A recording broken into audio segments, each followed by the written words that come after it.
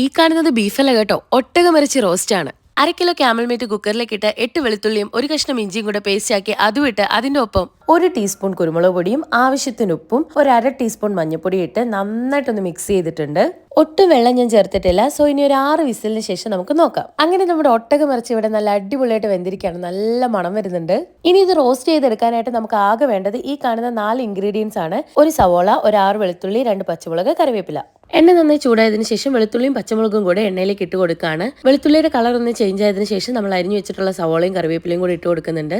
സവോള നല്ല golden brown ആയി കഴിയുമ്പോഴേക്കും 2 ടീസ്പൂൺ മല്ലിപ്പൊടി, 1 ടീസ്പൂൺ കുരുമുളക് പൊടി, 1 ടീസ്പൂൺ ഗരം മസാലയും ആവശ്യത്തിന് ഉപ്പും ഇട്ട് നന്നായിട്ട് ഇളക്കി കൊടുക്കുന്നുണ്ട്. മല്ലിപ്പൊടിയുടെ പച്ചമണം മാറിയ ശേഷം നമ്മൾ മീറ്റും സ്റ്റോക്കും കൂടെ ഒരുമിച്ചിട്ട് നമ്മുടെ സ്റ്റോക്ക് മൊത്തം വറ്റിച്ച് മീറ്റ് നല്ല ഡ്രൈ ആയി വരുന്നതാണ് ക്യാമൽ റോസ്റ്റിന്റെ പാകം. So camel meat roast ready. അപ്പൊ ഞാൻ വിചാരിച്ച പോലെയല്ല, ബീഫിനെക്കാട്ടിലും മട്ടനെക്കാട്ടിലും കിഡു ടേസ്റ്റ് ആണ് ക്യാമൽ റോസ്റ്റിന്.